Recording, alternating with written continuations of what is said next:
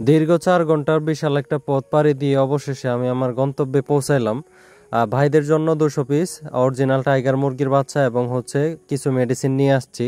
আর এটার মধ্যে কিছু পানির পট এবং একটা ক্যালসিয়াম। তো যাই হোক, ভিডিওটা সম্পূর্ণ দেখার অনুরোধ রইল। আশা করি আজকের ভিডিওটা আপনাদের অনেক ভালো লাগবে।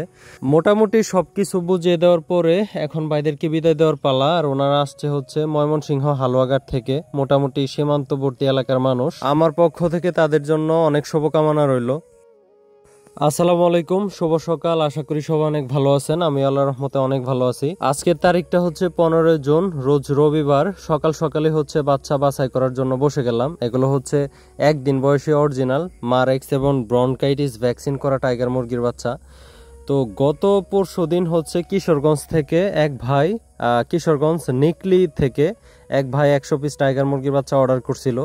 আর হচ্ছে হালুয়াঘাট থেকে এক ভাই 200 পিস টাইগার মুরগি বাচ্চা অর্ডার করছিল। তো দেখতে পারতেছেন বাচ্চার পায়ের সাইজ। তো এই বাচ্চাগুলোই হচ্ছে আজকে ডেলিভারি নিয়ে যাব। চেষ্টা করব আপনাদের সাথে সম্পূর্ণ ভিডিওটা শেয়ার করার জন্য। আমি মূলত হচ্ছে প্রত্যেকবারই একটা কথা বলি, সেটা হচ্ছে আপনারা যখন কারো কাছ থেকে বাচ্চা কিনবেন পায়ের সাইজটা সবচাইতে বেশি গুরুত্ব দিবেন। কারণ হচ্ছে বাচ্চার দেহের তুলনায় বাচ্চার পায়ের সাইজ অনেক মোটা থাকবে। যারা মূলত হচ্ছে টাইগার মুরগি আগে পালন করছেন বা আমি যাদেরকে বাচ্চা দিছি তাদেরকে প্রতিনিয়তই এই জিনিসটা আমি দেখাই দিয়ে আসি, যাতে পরবর্তীতে ওনারা অন্য কোনো জায়গা থেকে বাচ্চা নিলেও যাতে ওনারা অন্তত পক্ষে প্রতারণা শিকার না হয়। টাইগার মুরগি অনেকে বলে আমারে, ভাই কি দেখে চিনবো? টাইগার মুরগি চেনার অন্যতম একটা উপায় হচ্ছে এদের পা খাটো এবং মোটা থাকবে। যদি বাচ্চার পা চিকন এবং লম্বা থাকে, বাচ্চা যতই বড় হোক, আপনারা এরকম বাচ্চা কখনো কিনবেন না। এগুলো বেশিরভাগ ক্ষেত্রে হচ্ছে সুপার হাইব্রিড অথবা ব্রাউন ককের বাচ্চা থাকে। পরবর্তীতে ওইগুলো আশানুরূপ ওয়েট আসে না, বাচ্চা মারা যায়, আরও বিভিন্ন ধরনের সমস্যা হয়। অনেকেই হচ্ছে গ্রামের হকারদের কাছ থেকে বাচ্চা কিনে, অল্প দামে অনেক বাচ্চা কিনে। পরবর্তীতে ওনারা আসলে ফোন দিয়ে আমারে বলে, ভাই বাচ্চা ওজন আসতেছে না, বাচ্চা বড় হইতেছে না। তো এই সব বিষয়গুলো কিন্তু ওনারা বলে। আসলে এটা গ্রামের মধ্যে টাইগার মুরগি এতটাও সস্তা হয়ে যায় নাই যে গ্রামের মধ্যে আপনাদেরকে হকাররা আয়না দিতে পারবে। তো এটা আসলে যদি কেউ শখের বসে পালন করেন সেগুলো হচ্ছে ভিন্ন কথা। 2-4-10 পিস ব্রাউন ককের বাচ্চা আপনি পালতে পারেন।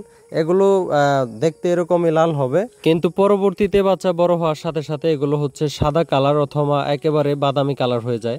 এগুলো মূলত ওইরকম ওয়েট আসে না। তো একদিন আমি চেষ্টা করব আপনাদেরকে ওই যে বাজারে যে কালার করে বিক্রি করে পরবর্তীতে সাদা হয়ে যায়, ওই বাচ্চাগুলো আপনাদেরকে একদিন দেখানোর জন্য। তো যাই হোক, মূল কথায় আসি। এই বাচ্চাগুলো যাদের জন্য নিয়ে যাচ্ছি ওনারা আরও প্রায় 3 থেকে 4 দিন আগে আমারে ফোন দিয়ে বুকিং করে রাখছিল। তো তারা মূলত ভিডিও দেখেই মোটামুটি আরও 20 থেকে 25 দিন আগে ফোন দিয়ে বলছিল বাচ্চা নেওয়ার কথা। পরবর্তীতে খামার রেডি করে বাচ্চাগুলো অর্ডার দেয়।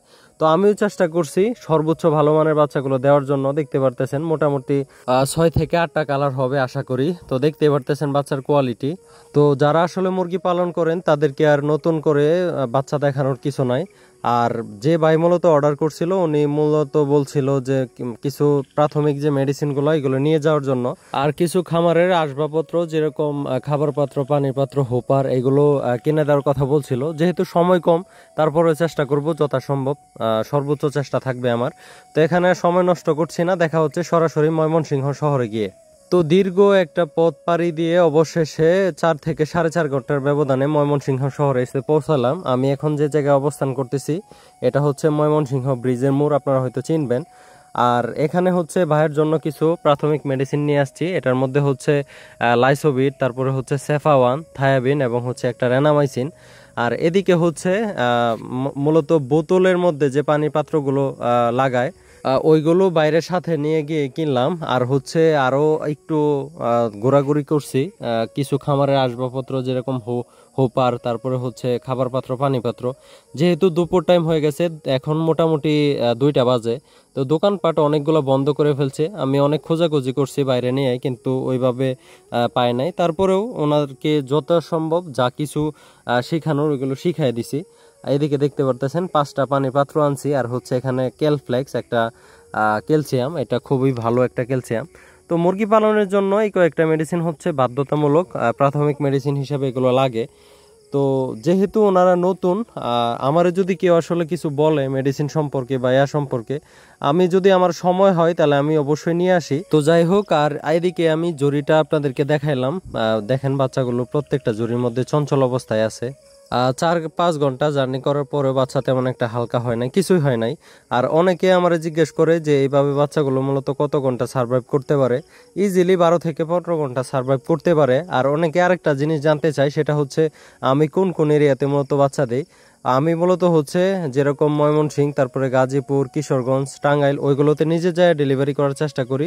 এছাড়া হচ্ছে আন্তজেলা বাসের মাধ্যমে সারা বাংলাদেশে মূলত বাচ্চা ডেলিভারি করে থাকি। এটা হচ্ছে শর্ত সাপেক্ষে। তো ভাইদের সাথে মোটামুটি লেনদেন শেষ, কারণ হচ্ছে ওনারা আগে সম্পূর্ণ টাকা পেমেন্ট করে দিছিল। ভাই আমার ভিডিওগুলো অনেক আগে থেকে দেখতো, এটা আসলে নতুন করে না বলি। তো এখন ওনাদেরকে বিদায় দিব।